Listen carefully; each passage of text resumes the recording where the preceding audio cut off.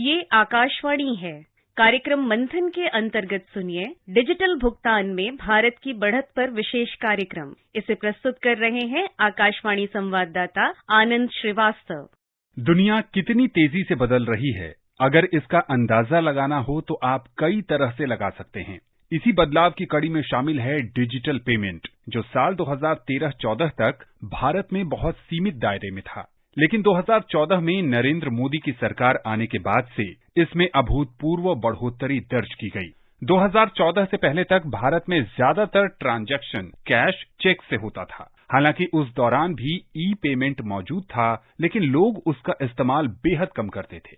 2013-14 के आंकड़े देखें तो भारत ने ई ट्रांजैक्शन में महज 220 करोड़ रुपए का लेन देन किया, जो पूरी दुनिया में होने वाले ई ट्रांजैक्शन का बहुत छोटा सा हिस्सा है। प्रधानमंत्री नरेंद्र मोदी की अगुवाई वाली केंद्र सरकार ने डिजिटल लेन देन को बढ़ावा देने के लिए 2016 में यूनाइटेड पेमेंट इंटरफेस यानी यूपीआई की शुरुआत की थी। इसका मुख्य लक्ष्य देशवासियों को एक ऐसा मंच प्रदान करना था जहां से आम जनता आसानी से डिजिटल माध्यम से भुगतान कर सके। जब इस योजना की शुरुआत की गई थी तो कई विपक्षी दलों ने कहा था कि भारत में खासकर ग्रामीण इलाकों में ये कैसे संभव हो सकता है, लेकिन वर्तमान सरकार ने इस काम को मुमकिन कर दिखाया। आपको जानकर हैरानी होगी कि बीते 5 साल में यूनाइटेड पेमेंट इंटरफेस ने डिजिटल लेन देन की दुनिया में नए कीर्तिमान रचे हैं।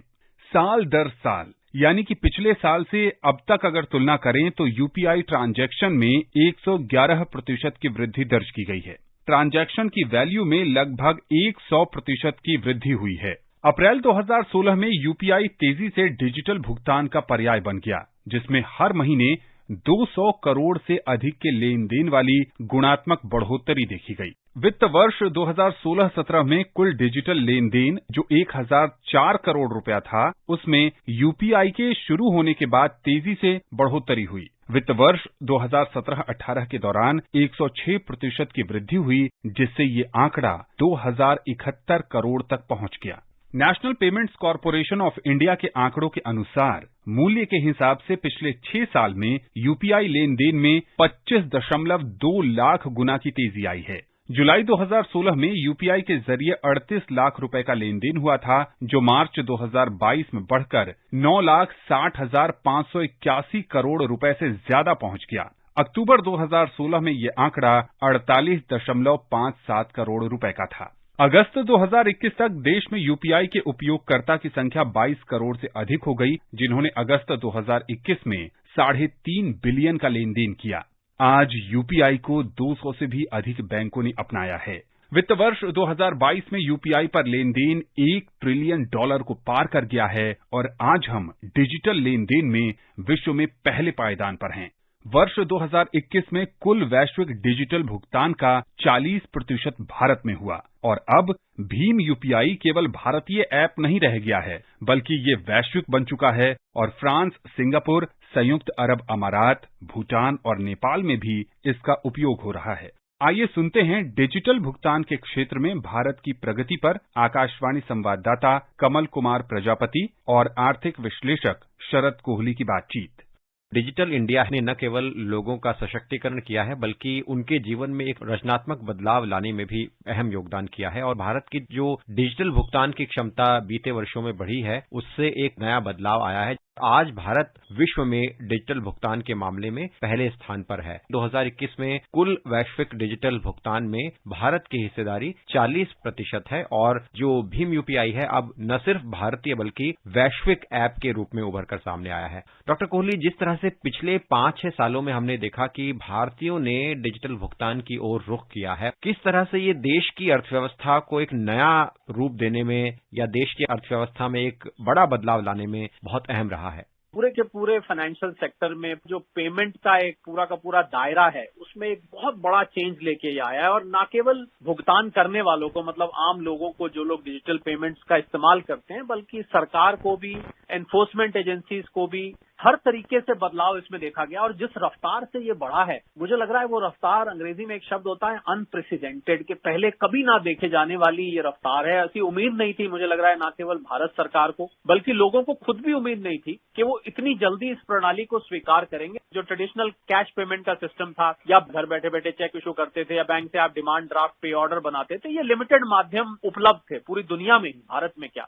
मुझे लग रहा है डिजिटल पेमेंट ने इतना बड़ा दायरा खोल दिया है पूरी की पूरी पेमेंट का कि उसमें किसी को जरा भी संकोच नहीं हुआ उसको करने में। हम देखें कि कौन कौन से माध्यम लोगों ने इस डिजिटल प्रणाली में अपनाए। यूपीआई की हम बात कर ही रहे हैं, यूपीआई तो है ही है, इसके अलावा जो बैंक के कार्ड्स हैं वो लोगों ने यूज करने शुरू किए। एक नॉन स्मार्टफोन्स का सिस्टम होता है जिसको हम अनस्ट्रक्चर्ड सप्लीमेंट्री सर्विस डेटा कहते हैं, जिसमें आप एक एनालॉग फोन से भी पेमेंट कर सकते हैं, एक कोड भेज के #99 करके। उसके अलावा आधार अनेबल्ड पेमेंट्स ले लीजिए, मोबाइल वॉलेट्स इतने सारे आ गए, बैंक के प्रीपेड कार्ड्स आ गए, पॉइंट ऑफ सेल टर्मिनल जिसमें आप अपना credit card debit card swipe करते हैं वो आ गए, इंटरनेट बैंकिंग शुरू हो गई, मोबाइल बैंकिंग शुरू हो गई और इसके अलावा माइक्रो एटीएम शुरू हो गए। मुझे लग रहा है इतनी लोगों के पास चॉइसेस आ गई और एक बहुत बड़ा फायदा ये हुआ कि जो सैटरडे संडे की छुट्टी होती थी कि सैटरडे आज बैंक बंद है या संडे को कैसे पेमेंट की जाएगी, मुझे लग रहा है 365 दिन 24 घंटे के लिए ये ऐसा एक प्रणाली खुल गई जो आप 24 घंटे 365 दिन किसी भी समय, रात के 2 बजे 3 बजे आप किसी को भी पेमेंट कर सकते हैं और तुरंत उसको वो पेमेंट मिल जाती है।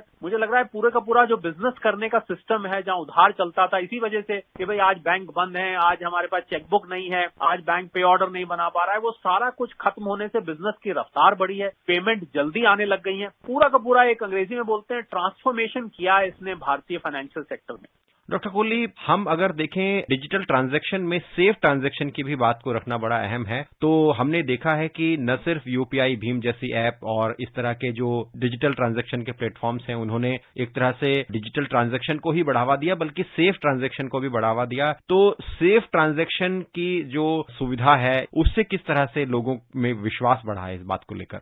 बिल्कुल, जब डिजिटल पेमेंट शुरू में आई थी तो लोगों के मन में अंदेशा था अगर कैश कैरी करना अनसेफ है तो उसका तर्क ये दिया जाता था कि डिजिटल पेमेंट्स भी तो अनसेफ है, क्योंकि हमें किससे सुनने में आए शुरू में खास करके मेरा अकाउंट हैक हो गया, मेरा वॉलेट हैक हो गया। जैसे जैसे मुझे लगता है necessity is the mother of invention, अंग्रेजी में कहावत है कि जरूरत नए किसी इन्वेंशन की एक जननी होती है। वही हमने देखा कि धीरे धीरे इसको सेफ किया गया और आज आपको पिन और ओटीपी, ये दो चीज मैं ऐसी मानता हूं जिससे कि पूरा डिजिटल प्रणाली में सेफ्टी नेट लाया गया है। आज हर ट्रांजैक्शन के लिए आपको ओटीपी चाहिए, वो ओटीपी केवल एक रजिस्टर्ड मोबाइल पे आता है जो कि आपकी जेब में होता है। तो दूसरा कोई व्यक्ति अगर उसको हैक करने की कोशिश करता भी है तो आपके फोन पे तुरंत आपको इत्तला दे दी जाती है, जब तक आप ओटीपी नहीं डालेंगे तब तक वो नहीं आएगा। और इसी प्रकार जो पिन है जो आपका बहुत पर्सनलाइज है उसको आप कभी भी चेंज कर सकते हैं। ऐसा माना जाता है कि पहले जब कानून बनाया जाता है तो उसको वायलेट करने वाले या कोई नई इन्वेंशन होती है तो उसको काटने वाले भी साथ ही पैदा हो जाते हैं। तो इसको देखते हुए ये एक इवॉल्विंग प्रोसेस है, ये अभी भी अपने आप में इसमें और इन्वेंशन हो रही है, इसको और ज्यादा सिक्योर बनाया जा रहा है और मुझे लग रहा है आने वाले वर्षों में ये इतना सेफ हो जाएगा कि आप इसके अलावा कोई भी प्रणाली इस्तेमाल करना पसंद नहीं करेंगे ग्राहक होते हुए, क्योंकि अभी भी कहीं कहीं कुछ ऐसा सुनाई देता है। पर मुझे लगता है कि वो ज्यादा लोगों की खुद की गलती की वजह से भी होता है। आपने अपना ओटीपी किसी से शेयर कर लिया, आपने अपना पिन किसी से शेयर कर लिया या किसी के बहकावे में आ गए, उससे ज्यादा रिलेटेड है। पर अगर कोई पूरी तरह से सेफ होके चल रहा है तो ये बहुत अच्छी प्रणाली है। इससे काले धन को रोकने में मदद मिली है, इससे कन्वीनियंस बहुत आई है, इससे स्पीड बहुत बढ़ी है, इससे ट्रांजैक्शंस की गिनती बहुत बढ़ गई। अभी आपने $1 ट्रिलियन का जिक्र किया, अमेरिकी डॉलर का। मैं टोटल नंबर ऑफ ट्रांजैक्शन गिन रहा था तो करीब 39 बिलियन ट्रांजैक्शन 2021 में निकल कर आए हैं। तो ये बाकी सेफ और कैश वगैरह से ज्यादा सेफ है। और अब तो कंपनीज जो ग्राहक है ऑनलाइन पेमेंट्स पे बहुत सारे डिस्काउंट्स हैं, मुझे लग रहा है इन डिस्काउंट्स का बेनिफिट भी लोगों को मिल रहा है। तो ना केवल एक तरफ आसानी हो रही है, स्पीड से ट्रांजैक्शन हो रहे हैं और सेफ हो रहे हैं, बल्कि लोगों को इसका लाभ भी पहुंच रहा है, मतलब आपको मॉनिटरी गेन भी इसका मिल रहा है। और इस पॉइंट पे मैं प्रकाश डालना चाहूंगा कि शुरू में इसकी कॉस्ट पर बहुत अंदेशा जताया जा रहा था कि इसकी कॉस्ट बहुत हाई है, बहुत ज्यादा पैसे कट जाते हैं। धीरे धीरे जैसे जैसे हम आगे बढ़े इसकी कॉस्ट कम हुई है और अब तो ना के बराबर इसके चार्जेस हैं। इतने चार्जेस हैं जो आपको बिल्कुल भी चुभते नहीं है। बहुत सस्ती दरों पे डिजिटल पेमेंट्स लोग अब कर रहे हैं। अगर इसे अंतर्राष्ट्रीय परिप्रेक्ष्य में देखें तो आपको क्या लगता है कि पूरे विश्व के लिहाज से डिजिटल भुगतान, या इसे और थोड़ा सा आगे कहें कि डिजिटल इकोनॉमी किस तरह से अर्थव्यवस्था के लिए जरूरी है, और जिस तरह से भारत ने इस मामले में लगातार उपलब्धि दर्ज की है, ये भारत के आने वाले समय के लिहाज से विश्व स्तर पर कितना अहम है? मैं तो ये मानता हूं कि अगर आज भारत दुनिया की सबसे तेजी से बढ़ने वाली अर्थव्यवस्था में से है और भारत आगे $5 ट्रिलियन इकोनॉमी की तरफ अग्रसर है और कल को आने वाले सालों में $10 ट्रिलियन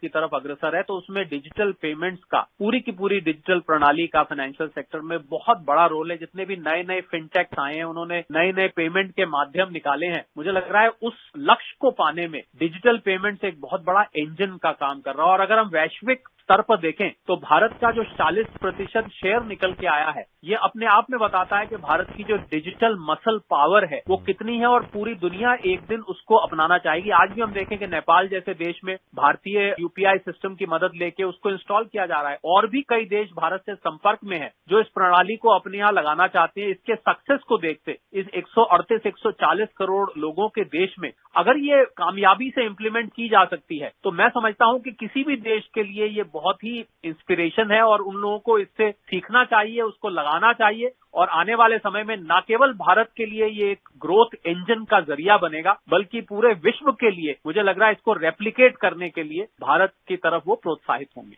जिस तरह से सरकार ने रुख किया है योजनाओं के मामले में डायरेक्ट बेनिफिट ट्रांसफर और डिजिटल भुगतान का, वो किस तरह से एक बड़ी उपलब्धि है भारत के लिए? बहुत बड़ी उपलब्धि मैं मानता हूं क्योंकि पहले की जो सरकारें थी खुद ये बात सुनने में आती थी कि हम ₹1 यहाँ से भेजते हैं लोगों के फायदे के लिए, वहां 15 पैसे जाके पहुंचता है। बीच में कहीं या तो वो भ्रष्टाचार या कोई सिस्टम रिलेटेड फ्लॉज उसका शिकार हो जाते थे बाकी का पैसा। तो मुझे लग रहा है डीबीटी, जिसको हम डायरेक्ट बेनिफिट ट्रांसफर कहते हैं, उसने एक बहुत बड़ा रेवोल्यूशनरी चेंज लाया है पूरे के पूरे सिस्टम में। आज किसान सम्मान निधि का आप उदाहरण के तौर पर ले लीजिए, जहां करोड़ों किसानों के बैंक अकाउंट में, और ये जो फाइनेंशियल इंक्लूजन की पूरी प्रक्रिया हुई है, जनधन अकाउंट जिसको हम कहते हैं, जब ये शुरू में खोले गए थे तो लोग ये कहते थे अकाउंट इतने खुलवा दिए, इससे क्या लाभ होने वाला है, लोग उसमें पैसे नहीं डाल रहे। आज वही अकाउंट डीबीटी में काम आ रहे हैं। सरकार को पैसा पहुंचाना है, एक बटन दबा के करोड़ों अकाउंट्स में वो पैसा पहुंच जाता है और ठीक जिस व्यक्ति तक जाना चाहिए, जितना ये जाना चाहिए, उतना ही पैसा उतने ही समय में पहुंच जाता है। मुझे लग रहा है अगर आप आज से 10 साल पहले इस बात को सोच के देखें तो आज जो हो रहा है उस समय एक सपना लगता था, पर इस सपने को साकार किया है इस डिजिटल प्रणाली ने। और जिस रफ्तार से इसमें ग्रोथ हो रही है, 2 तरीके की ग्रोथ हो रही है, इसकी वॉल्यूम में ग्रोथ हो रही है और इसमें इस्तेमाल की जा रही टेक्नोलॉजी की ग्रोथ हो रही है। मुझे लग रहा है आने वाले सालों में ये भारत को एक अलग क्षितिज पर पहुंचा देने वाला है। डॉक्टर शरद कोहली, आपका बहुत बहुत धन्यवाद। आप चर्चा में शामिल हुए और हमारे साथ अपने विचार साझा किए। Thank you. भारत जितनी तेजी से डिजिटल पेमेंट इकोसिस्टम को लेकर आगे बढ़ा है, उतनी तेजी से दुनिया के विकसित देश भी नहीं बढ़ पाए हैं। 2020 और 2021 में भारत ने चीन, दक्षिण कोरिया और अमेरिका जैसे देशों को ऑनलाइन पेमेंट में पीछे छोड़ दिया है। 2020 में भारत ने चीन के 25.4 बिलियन की तुलना में 25.5 billion real time digitally transaction किया। 2021 में भारत ने 48.605 billion real time online transaction किया। ये चीन से 2.6 गुना ज्यादा था। 2021 के आंकड़े बताते हैं कि global real time online transaction में 40% हिस्सा भारत का होता है। कई विशेषज्ञों का अनुमान है कि साल 2025 तक भारत पूरी दुनिया में डिजिटल रूप से किए गए ट्रांजैक्शन में अपनी हिस्सेदारी बढ़ाकर 71.7% कर लेगा। जैसे जैसे इंटरनेट की पहुंच गांव देहात के इलाकों में हो रही है, वहां भी लाखों लोग डिजिटल माध्यम से लेन देन करने लगे हैं, लेकिन उन्हें सतर्क रहने की आवश्यकता है, जैसे कि वे कभी भी अपना वन टाइम पासवर्ड यानी ओटीपी किसी को न बताएं। उम्मीद है कि आने वाले समय में भारत डिजिटल अर्थव्यवस्था के सपने को साकार करने में सक्षम हो पाएगा। अभी आप सुन रहे थे डिजिटल भुगतान में भारत की बढ़त पर विशेष कार्यक्रम।